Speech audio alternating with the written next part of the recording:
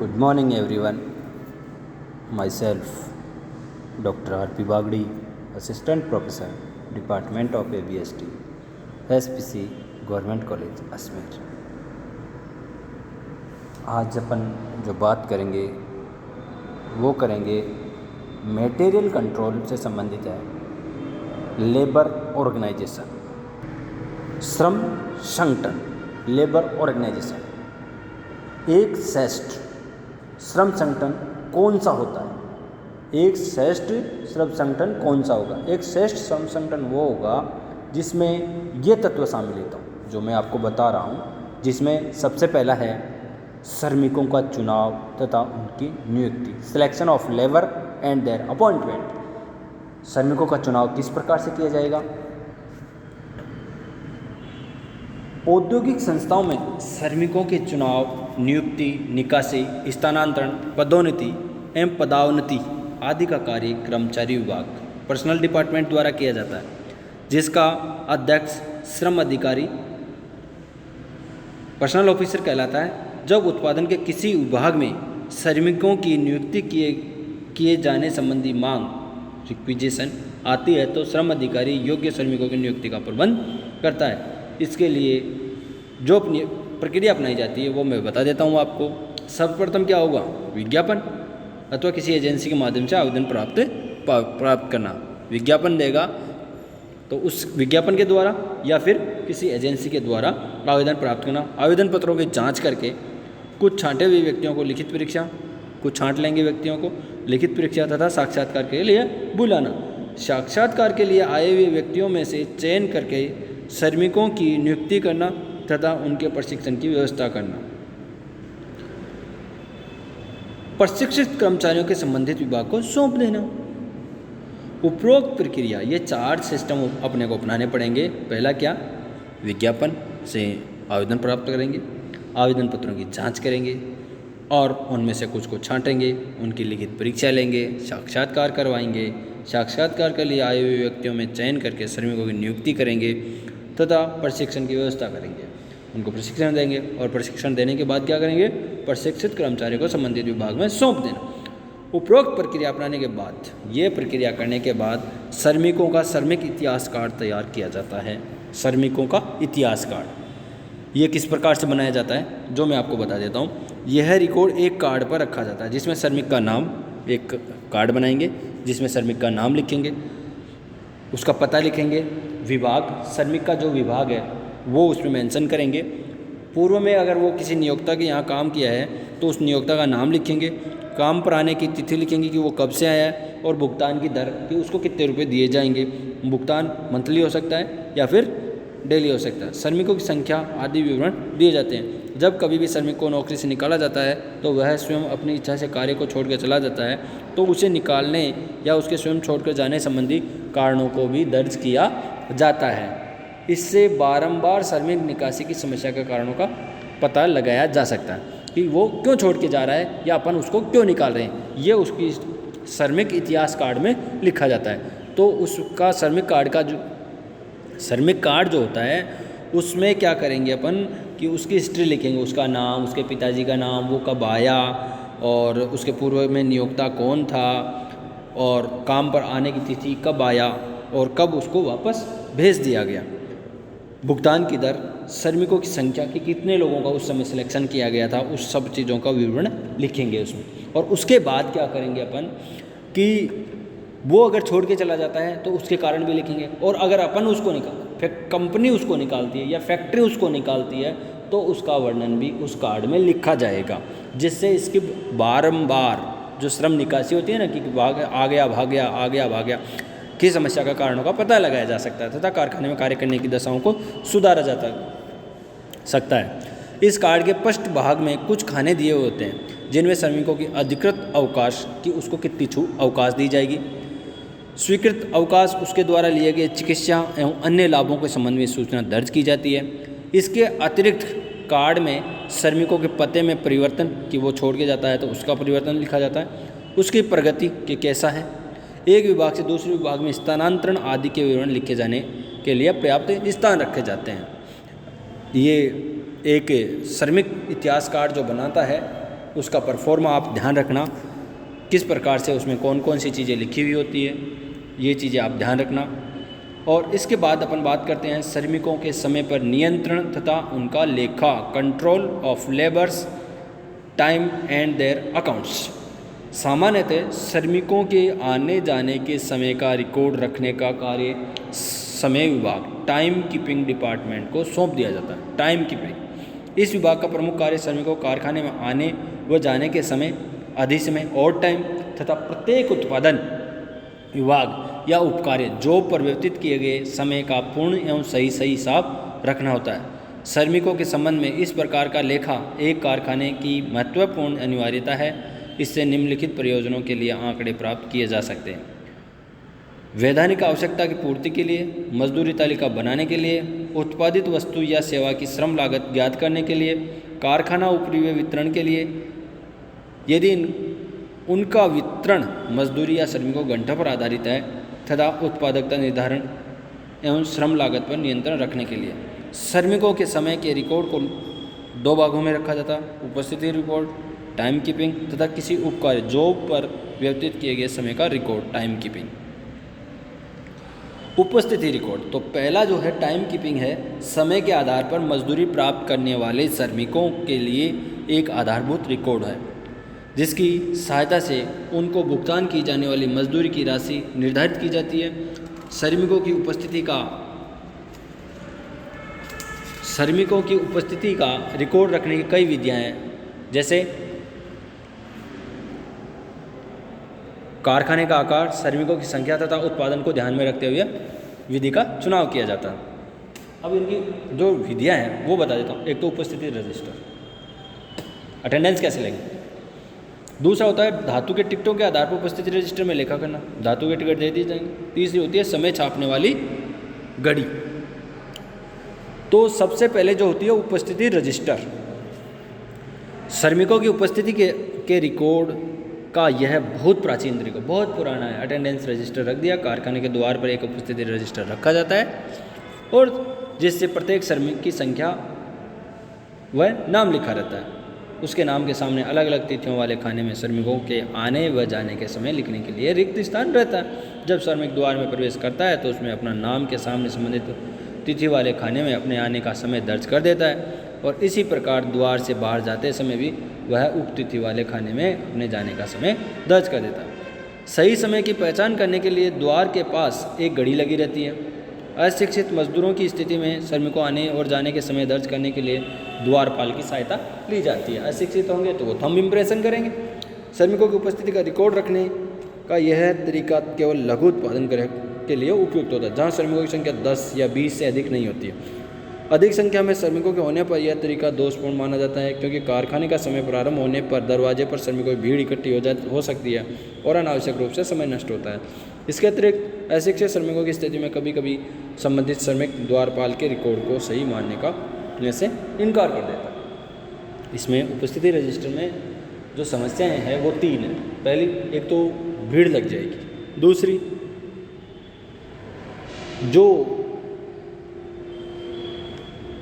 अशिक्षित या अनपढ़ श्रमिक है वो द्वारपाल के द्वारा कहने पर मानेंगे नहीं। ये 2 स्थितियाँ होती है, इसलिए ये स्थिति के इसकी उपस्थिति रजिस्टर के दोष है। दूसरी है धातु के टिकटों के आधार पर उपस्थिति रजिस्टर में लेखा करना। अब धातु के मेटल डिस्कस के आधार पर उपस्थिति रजिस्टर में लेखा करना, इस तरीके के अंतर्गत प्रत्येक श्रमिक को उसकी संख्या अनुसार धातु का एक टिकट बंटित कर दिया जाता है। इस टिकट पर श्रमिक की संख्या अंकित होती है। समस्त श्रमिकों को बंटित धातु के ये टिकट कारखाने के द्वार के पास एक बोर्ड पर किलो में लटका दिए जाते हैं। श्रमिक जब द्वार में प्रवेश करता है तो वह बोर्ड से अपनी संख्या वाला धातु का टिकट उतार लेता है तथा पास में रखे एक संदूक डाल देता है। गेट पे उसके नाम का एक धातु का टिकट होता है, वो उसको वहाँ से उतार करके एक बॉक्स में डाल देता है। यह प्रक्रिया द्वार में से अंदर प्रवेश करने वाले प्रत्येक श्रमिक करता है। प्रवेश का समय समाप्त हो जाने पर द्वारपाल द्वारा एक संदूक हटा लिया जाता है तथा दूसरा संदूक रख दिया जाता है कि लेट आने वालों के लिए। प्रथम संदूक में डाले गए धातु के टिकटों का श्रमिकों के ठीक समय पर आने की सूचक है, जबकि दूसरे संदूक में डाले हुए टिकट श्रमिकों के देर से आने की सूचना देते हैं। यह संदूक भी कुछ समय पश्चात हटा लिया जाता है और उसके पश्चात किसी भी श्रमिक को देर से आने की अनुमति नहीं दी जाती। बोर्ड पर बचे रहने वाले टिकट श्रमिकों को अनुपस्थिति की सूचक है। कारखाने के समय प्रारंभ होने के कुछ समय बाद द्वारपाल प्रथम और द्वितीय संदूक में डाले हुए धातु के टिकटों के आधार पर श्रमिकों की उपस्थिति रजिस्टर में आवश्यक प्रविष्टियां कर लेता है। आवश्यक प्रविष्टियां कर लेने के बाद धातु के टिकटों को पुनः उसी बोर्ड में संख्या अनुसार लटका दिया जाता है। कारखाने का समय समाप्त होने पर द्वार से बाहर जाते समय पुनः वही विधि दोहराई जाती है। यदि किसी श्रमिक को प्रारंभ में उपस्थिति दर्ज है और समय समाप्त होने पर उसका टिकट संदूक में नहीं मिलता है तो यह श्रमिक का अधिक समय और टाइम कार्य प्रकट करता है और इसका भी आवश्यक लेखा रखा जाता है। कुछ औद्योगिक संस्थानों में संदूक के स्थान पर आसपास 2 बोर्ड लगे होते हैं तथा श्रमिक एक बोर्ड में से अपना संख्या वाले धातु को टिकट उतार कर दूसरे बोर्ड वाले ऊपर अपनी संख्या पर लटका देता है। इसी विधि के अंतर्गत भी द्वारपाल द्वारा ही उपस्थिति रजिस्टर में श्रमिकों की उपस्थिति का रिकॉर्ड दर्ज किया जाता है। उपस्थिति का रिकॉर्ड रखने का यह तरीका उन औद्योगिक संस्थाओं के लिए उपयुक्त है जहाँ पर श्रमिकों की संख्या न बहुत अधिक होती है और न बहुत कम होती है। इस तरीके में बहुत से दोष पाए जाते हैं। एक श्रमिक अपने साथी श्रमिक का टिकट भी अपने हाथ से संदूक में डाल सकता है, यह दोष हो गया। दूसरा बोर्ड पर लटका सकता है जिससे अनुपस्थित श्रमिक की उपस्थिति लगने का भय रहता है। दूसरे श्रमिक का उपस्थिति का कोई लिखित प्रमाण नहीं होता। द्वारपाल की उपस्थिति रजिस्टर में उनका मतभेद पाए जाने की संभावना है।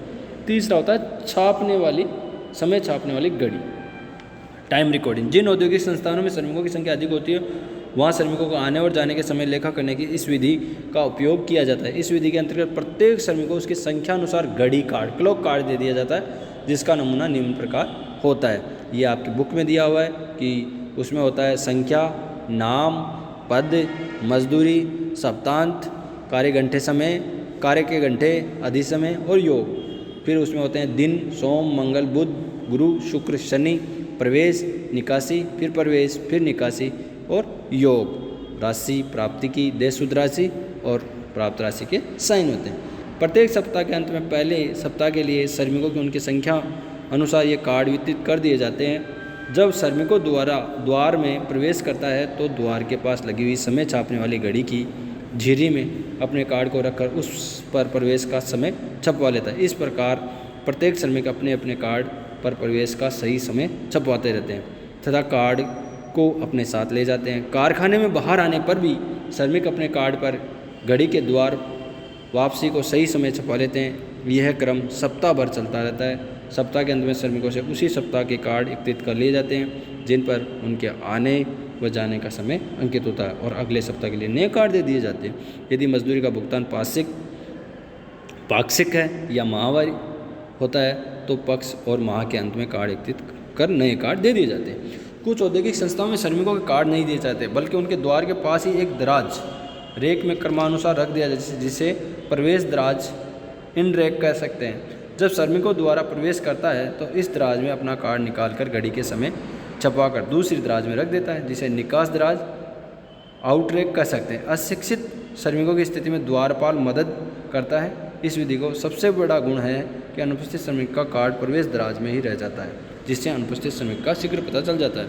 समय छापने वाली घड़ी यह भी विशेषता होती है कि एक निश्चित समय के बाद यदि कार्डों पर समय दर्ज करवाया जाए तो वह लाल स्याही से छपने लगता है। अतः प्रवेश के समय गुजरने के बाद देर से आने वाले श्रमिकों को शीघ्रता से पता चल जाता है। श्रमिकों को आने और जाने के समय लेखा करने का यह तरीका अधिक विश्वस्त है।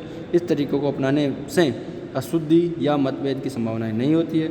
अतः ऐसी औद्योगिक संस्थाओं में जहां श्रमिकों की संख्या अधिक होती है यह तरीका अपनाया जाता है। प्रवेश के समय भीड़ से बचने के लिए एक से अधिक घड़ियों का उपयोग किया जा सकता है। इस तरीके से एक ही दोष है कि कोई श्रमिक अपने साथी श्रमिक जो देर से आए या अनुपस्थित रहेगा कार्ड पर ही समय न छपवा ले। इससे बचने के लिए द्वार पर एक या अधिक कर्मचारियों की नियुक्ति की जा सकती है जिसका यह उनका कर्तव्य इस प्रकार गड़बड़ी पर ध्यान रखना होता है। किसी उपकार्य पर व्यतीत किए गए समय का रिकॉर्ड, यह तो था आने और जाने का टाइम कीपिंग बुक, ठीक है।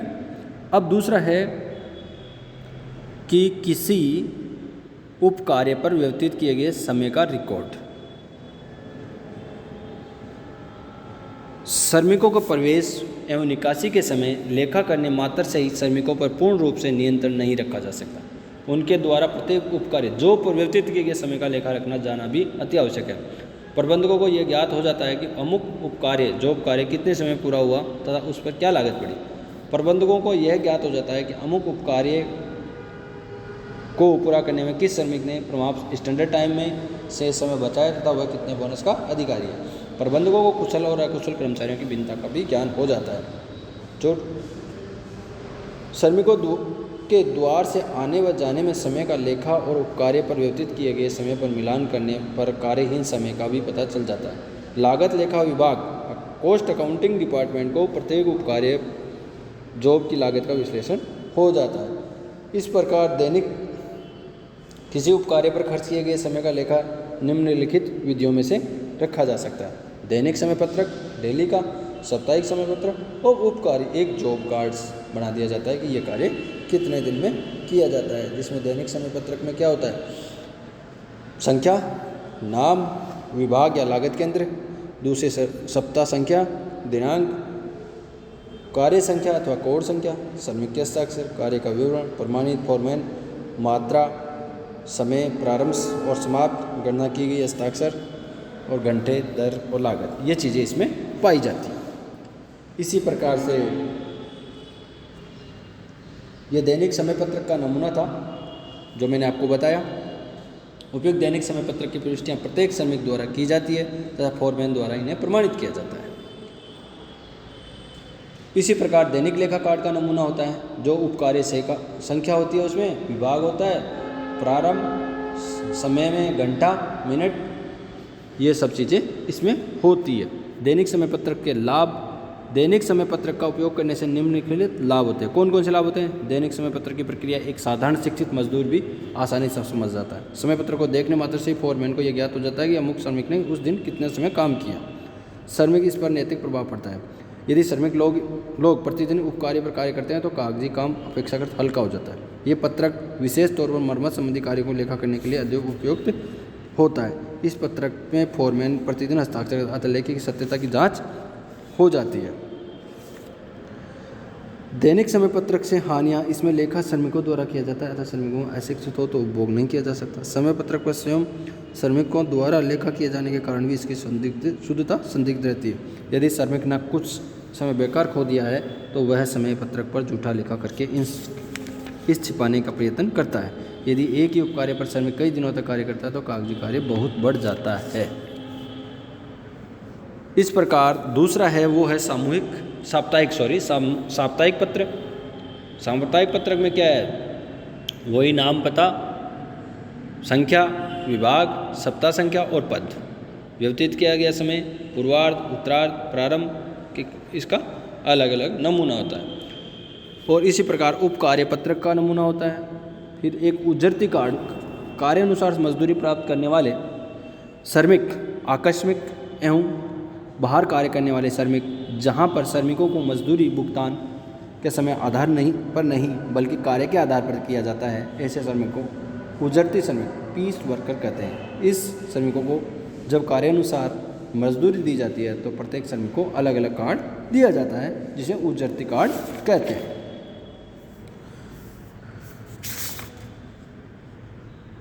इसके लाभ, उत्पादन की गति बनी रहती है। श्रमिकों के देर से आने और जल्दी जाने से उत्पादन में बाधा उत्पन्न नहीं होती। उपरिव्यय के सही वितरण के लिए श्रमिकों द्वारा प्रत्येक विभाग में या उपकार्य के खर्च किए गए समय का लेखा उपयुक्त रहता है। यदि कुछ श्रमिकों का समयानुसार तथा कुछ को कार्यानुसार मजदूरी दी जाती है तो उनका तुलनात्मक अध्ययन करके ज्ञात किया जा सकता है कि मजदूरी देने की कौन सी विधि लाभदायक है। यदि प्रीमियम और बोनस देने की योजना भी लागू है तो प्रीमियम या बोनस की गणना आसानी से हो जाती है। कई बार श्रमिकों को न्यूनतम साप्ताहिक माहवारी दर पर मजदूरी निर्धारित कर दी जाती है। ऐसी परिस्थिति में श्रमिकों को समय का लेखा लाभदायक रहेगा। आज के लिए इतना ही।